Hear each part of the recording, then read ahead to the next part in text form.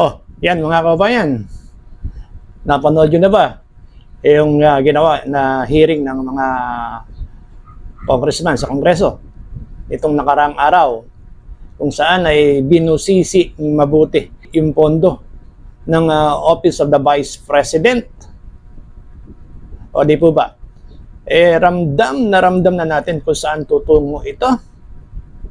Talagang nakikita natin na papuntang impeachment na ito di po ba? Yung tema pa lang, yung takbo pa lang ng mga tanungan talagang mararamdaman mo na doon niyang papunta. Ito nga, nagbigay na rin ng pahayag itong si Manila Congressman Joel Chua, patungkol dito sa kanilang nakita na mga anomalya di umano sa paggasta sa pondo ng Office of the Vice President, Ayan, panoorin natin.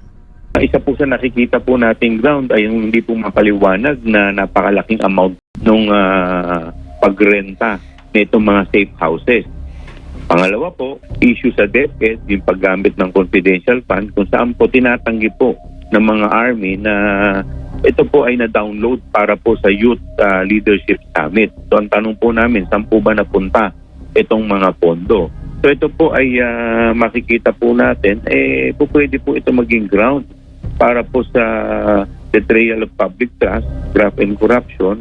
Doon po sa issue po kay Yusek Mercado, kung hindi po nila ito mariribat, ito po ay lumalabas na parang bribery dahil po sila po ay si Yusek Mercado nakatanggap po na itong allowance or nung tinatawag po natin payola nung siya po ay head ng Hope. So yan po yung mga issues na unless hindi po nila maipapaliwanag ng maayos, po pwede po maging ground for impeachment. O yan, dinirekta na talaga ni Congressman Joel Chua yung kanyang nakita na meron na daw na probable cause para ma-impeach itong si VP Sara.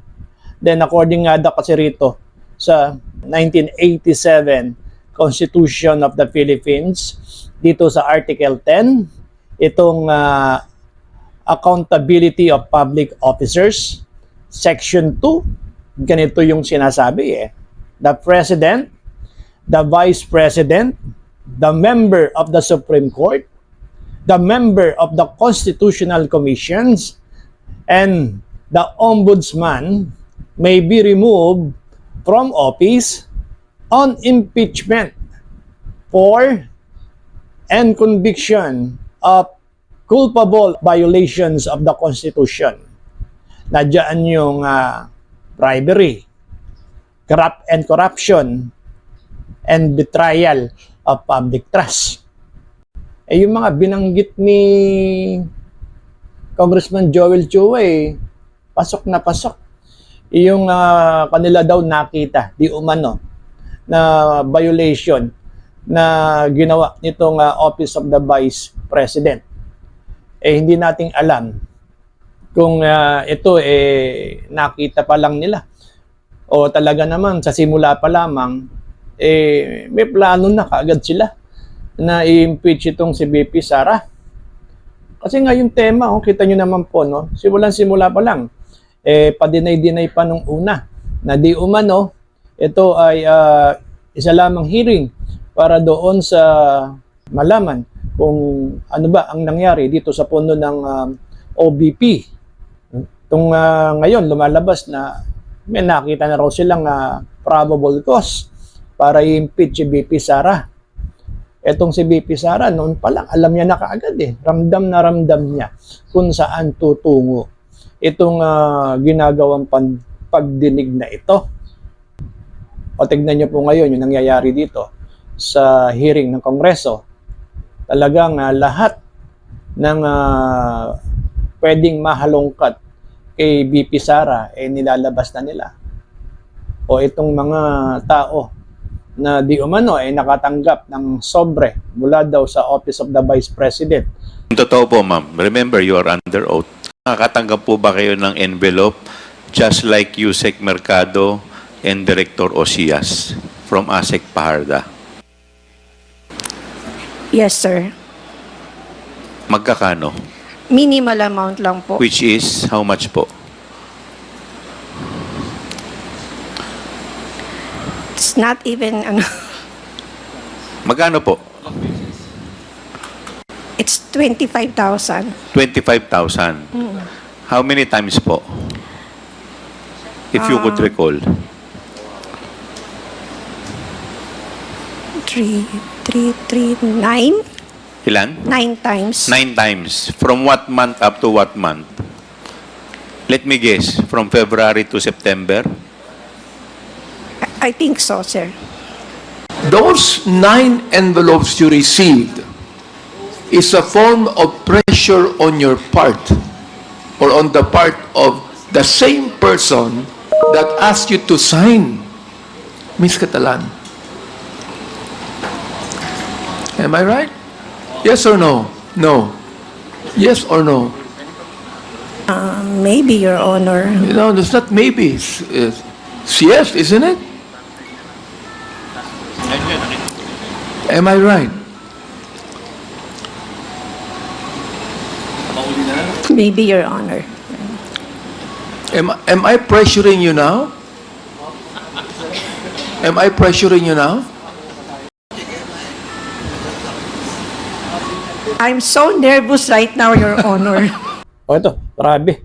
Yung ginagawa nitong si Congressman Joel Chua at saka ni Congressman Abante, no, na talaga namang sila yung nangunguna para makita itong mga anomalya di umano sa Office of the Vice President, no? Yan. Wag po tayong magmalinis. Kaya nga itong si Mayor Isko galit na galit sa inyo. Dahil nga daw sa napakarami niyong sinasabi, pero ibang usapan naman yan. Kayo na lang po ang magharap-harap nila Mayor Isko pagdating ng panahon. At dahil nasimulan na natin ito, nakita natin na ang mga kaduda-dudang justification sa gastos para sa safe houses worth 16 million for 11 days at 15 million para sa youth leadership program kung saan pondo naman pala ng Philippine Army ang ginamit.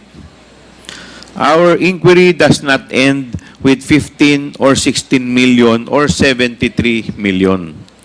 Sa totoo lang, 612.5 million ang kabuuang halaga ng confidential fund ang ibinigay sa OVP and DepEd sa loob ng 2 taon. Alam naman po natin sa Pilipinas po, lahat naman ng mga namiminuno sa gobyerno, yung mga elected na yan, mula sa Pangulo hanggang sa pinakamababang posisyon sa gobyerno, yung kagawad na iyan, ay nagkakaroon naman po talaga ng pagkakamali sa paggastos sa pondo ng bayan. Ay nako, wag niyo po akong paikot-ikutin dahil mula po nung nagkaisip ako, yan na po talaga ang kalakaran dito sa ating gobyerno. O di po ba, kayo po ang sumagot, mga kababayan natin, alam na alam po natin yan.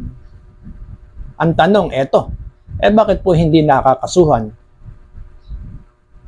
Paano po kasi dito sa Pilipinas, kapag kakakampi mo yung Pangulo, yung Governor, yung Mayor, yung Kapitan, kahit na ano pa yung gawin mong kalokohan, hindi ka papansinin.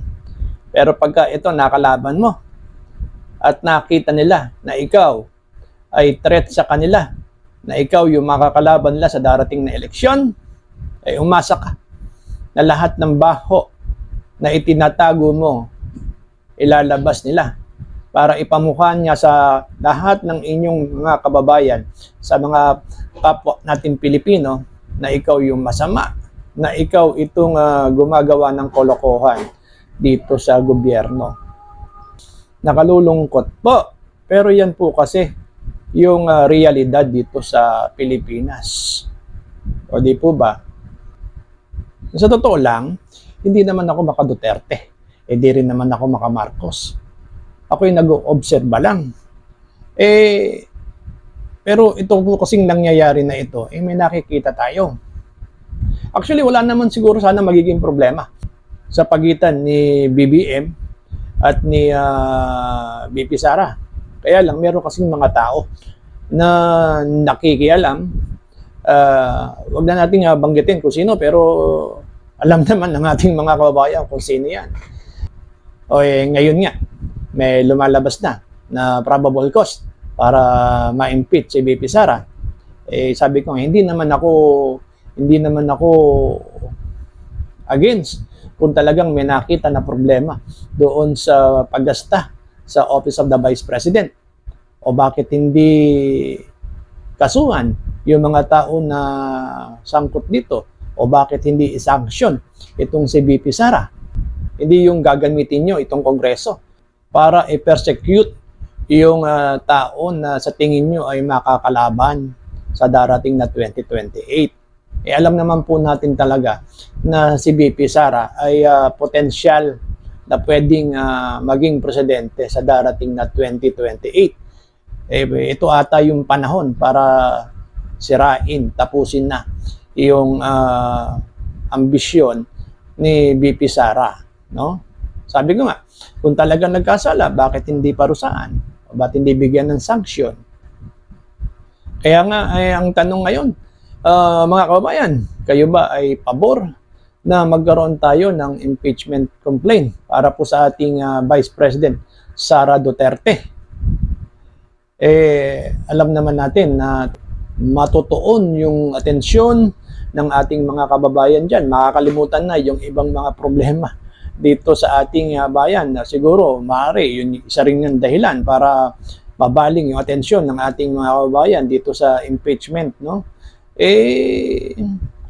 Baka diskarte yan Pabor ba kayo na magkaroon tayo ng impeachment sa mga darating na panahon? Ito'y sa totoo lang, yan po'y napakalaking abala.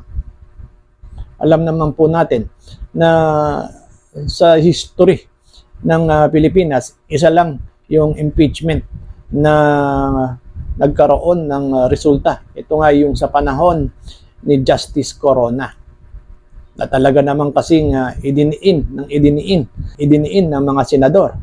O pagdating ng huli, yung mga pinakiusapan ng mga mambabatas o pinagkakasuhan din. Kasi nga, alam nyo naman yan, kapag kayo ay naging kalaban talaga ng pinuno na nangunguna sa atin, talagang may paglalagyan pa talaga. Pero paalala lang po, doon sa ating mga mambabatas na tumitirak kay BP Sara, alalahanin nyo, potential na maging presidente yan sa 2028. Sabi nga natin, weather lang yan kapag ka naging presidente si BP Sara. May pagkalalagyan kayo. Baka magsiikot ang puwet nyo at di nyo alam kung anong gagawin nyo. Ito'y payong kaibigan lang. Dahil alam naman po natin ang takbo ng politika dito sa Pilipinas, no? Muli po, ito yung tanong natin kung kayo ay pabor dito na magkaroon tayo ng impeachment sa darating na panahon. Mag-comment kayo para marinig natin yung inyong mga hinaing, no? Muli po, magandang araw sa inyo. Mabuhay ang sambayanang Pilipino. Come to the fourth public hearing of the House Committee on Good Government and Public Accountability. Before we start, we thank our guest resource persons and witnesses for understanding why we had to postpone the previously scheduled hearing on October 28. Ito ay upang matulungan bumangon muli ang ating mga kababayan na lubhang nasalanta ng Bagyong Christine. Narito tayo ngayong araw upang talakayin muli ang issue ng Pondo ng Bayan. Pondong mas nailagak sana sa mga kababayan nating naapektuhan ng mga nakalipas na bagyo. Earlier this year ay pumasa sa Kamara at inaprubahan ang Republic Act No. 12009 o ang New Government Procurement Act. Binabalangkas ng batas na ito ang mga pundasyon ng government procurement, kabilang dito ang prinsipyo ng transparency, competitiveness, and participatory. Ngunit pagdating sa confidential funds, binabalanse ang prinsipyo ng transparency sa national security. Kung kaya't kapag confidential funds na ang pinag-uusapan, hindi basta-bastang nalalaman kung saan ito ginagamit at kung kanino dapat bumili. This committee, however, recognizes that confidential funds are necessary to ensure safety and national security. Ngunit dahil ang confidential funds ay natural na palihim kung gamitin, madaling maabuso ang paggamit nito, lalo na kung hindi mahigpit ang patakaran sa paggastos nito.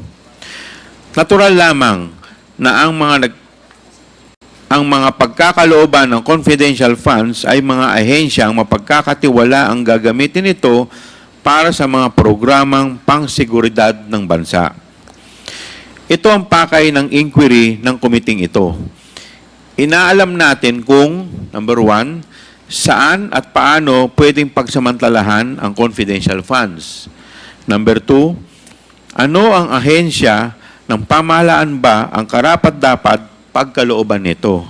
At ang ikatlo, ano ang dapat ilagay sa batas upang maiwasang maabuso ang paggamit nito upang protektahan ang kaban ng bayan mula sa mga abuso? Ganun na lamang ang pagkadismaya marahil ng karamihan sa mga natutuklasan natin dito sa House Blue Ribbon Committee. Nakita natin dito kung paano ginamit at ginastos ng Office of the Vice President at ng Department of Education ang pondong kompidensyal na ipinagkaloob sa kanila sa mga taong 2022 and 2023. Marahil, pwede nang masabing improper ang gamit sa confidential funds ng mga ahensyang ito. Upang mas mabigyan pa tayo ng linaw, nararapat na masagot ang katanungang ito. Anong nangyari sa pera ng taong bayan? Masasagot lamang ito ng dalawang tao. Una, ang head of agency, which in the case of both the OVP and the DepEd is the Vice President. At ikalawa, ang Special Disbursement Officer, SDO, na sila Miss Gina Acosta para sa OVP at Mr. Edward Fajarda para sa DepEd. Ngunit ni isa sa mga ito ay hindi nagpapakita sa atin. Pakita po yung slides. Your Honor, the Information Technology Department is having difficulty in flashing it. There you go, Your Honor. Dito po makikita po natin yung dalawang slides na nagpapakita po ng matrix kung paano po ginamit ang 2022 and 2023 OVP and DepEd confidential funds na na-release, in-encash at niliquidate ng Vice President at SDOs. Indicate other signatories to the DV's checks, LRs and ARs and their relationship to the VP. Ang tumitestigo lang sa ating investigasyon ay sina former USEC Gloria Mercado at USEC Annalyn Sevilla mula sa DepEd, ang dating SDO ng DepEd na si Edward Fajarda ay napag-alaman naming lumipat na sa OVP. Hindi maiiwasang magtaka ang iba na bakit OVP at DepEd lang ang nakasalang sa usapin ng confidential funds. We have to start somewhere. At dahil nasimulan na natin ito, nakita natin na ang mga kaduda-dudang justification sa gastos para sa safe houses worth 16 million for 11 days at 15 million para sa youth leadership program kung saan pondo naman pala ng Philippine Army ang ginamit. Our inquiry does not end with 15 or 16 million or 73 million. Sa totoo lang, 612.5 million ang kabuuang halaga ng confidential fund ang ibinigay sa OVP and DepEd sa loob ng 2 taon.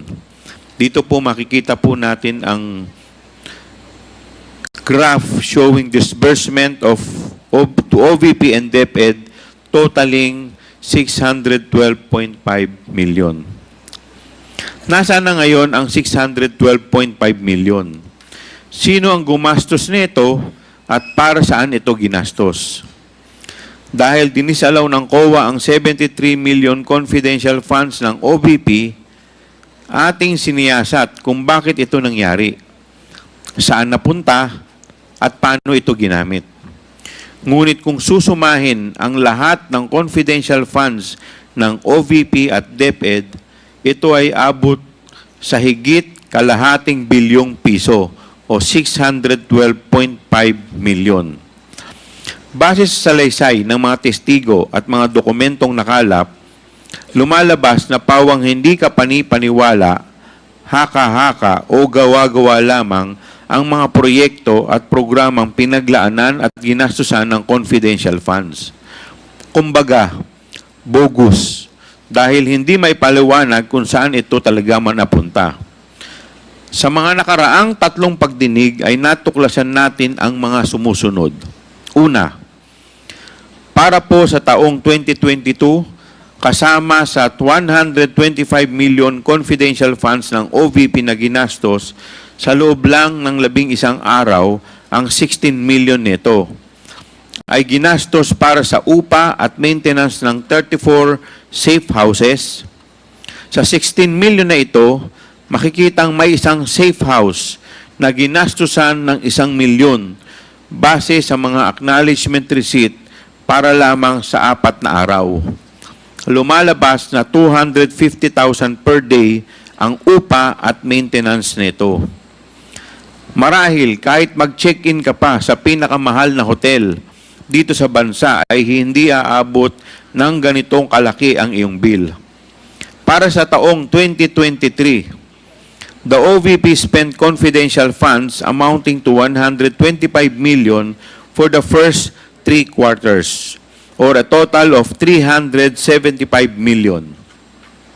The OVP spent for safe houses alone 16 million in the first quarter, 16 million in the second quarter, and 5 million in the third quarter. Next slide, please. Dito po makikita po natin emphasizing the amount spent for safe houses in relation to the months it supposedly covered. Talaga bang kinakailangan nila yung mga safe houses na to?